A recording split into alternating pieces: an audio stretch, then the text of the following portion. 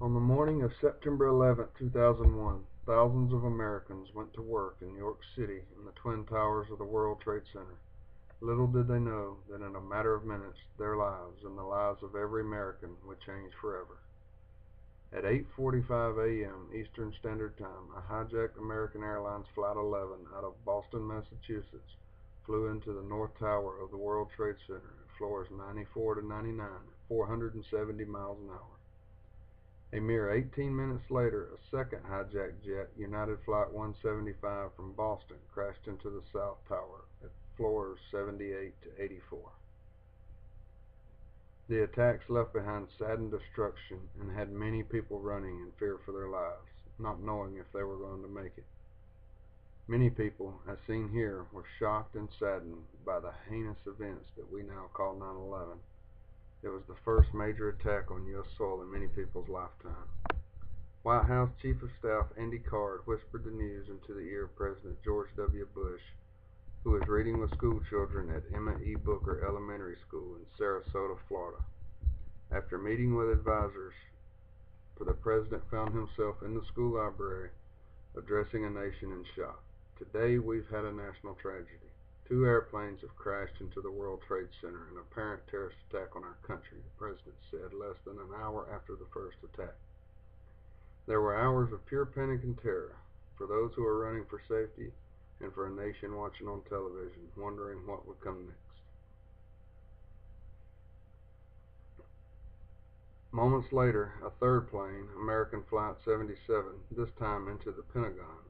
Frantic lawmakers evacuated the Capitol, and the White House was on lockdown. United Airlines Flight 93, the fourth and final plane headed their way, taken down near Shanksville, Pennsylvania by selfless heroes who saved countless lives after they bravely stood up and took the plane over and took control away from the terrorists. These men and women will always be considered heroes for the selfless act of bravery that each one of them possessed. Then the unimaginable at 9:59 a.m. Tower 2, standing 110 stories into the sky, reduced to rubble in seconds.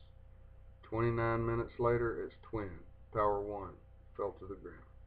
2 symbols of American pride, 2 of America's tallest buildings, gone before our eyes, and with them thousands of innocent victims who had begun to fill their offices for work that morning. Left in their places was a burial ground, a crime scene, a war zone.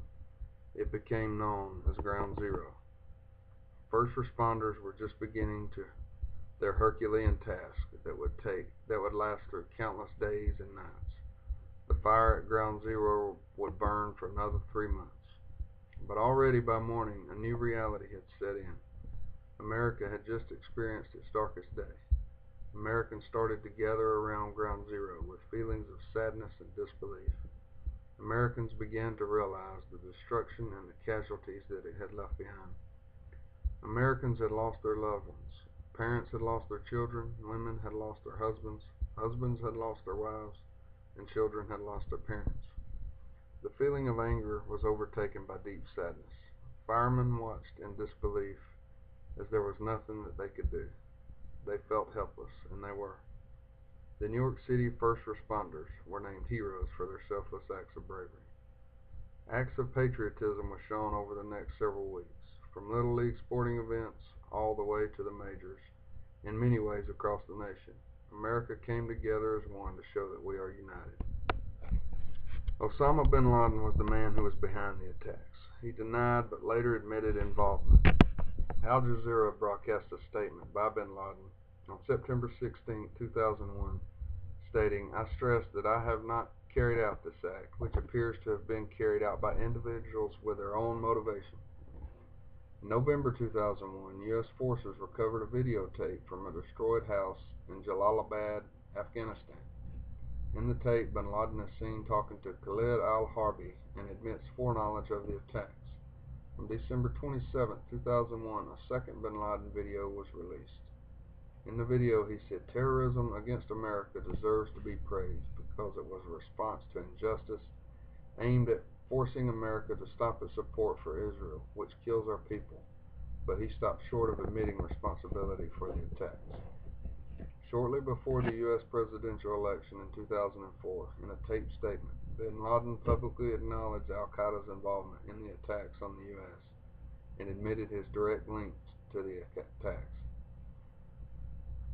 He said that the attacks were carried out because we are free and we want to regain freedom for our nation. Osama bin Laden's declaration of a holy war against the United States was al-Qaeda's three motives for its activities against Western countries: the presence of U.S. troops in Saudi Arabia, U.S. support of Israel, and sanctions against Iran. After a nearly 10-year manhunt, bin Laden was killed by American Special Forces in a compound in Abbottabad, Pakistan on May 2, 2011. The attacks resulted in the death of 2,996 people, including the 19 hijackers and the 2,977 victims. The victims included 246 on the 4 planes from which there were no survivors, 2,606 in New York City, in the towers and on the ground, and 125 at the Pentagon. Nearly all the victims were civilian. 55 military personnel were among those killed at the Pentagon. The destruction of the Twin Towers and other properties caused serious damage to the economy of Lower Manhattan and had a significant effect on global markets. Cleanup of the World Trade Center site was completed in May 2002, and the Pentagon was repaired within a year. Numerous memorials have been constructed, including the National September 11th Memorial and Museum in New York, the Pentagon Memorial, and the Flight 93 National Memorial in Pennsylvania to commemorate the heroes on Flight 93.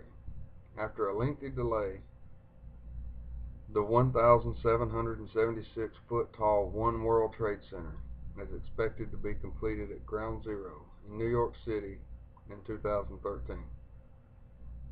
America has survived, we have rebuilt, and we have united, and we will never forget September 11, 2001.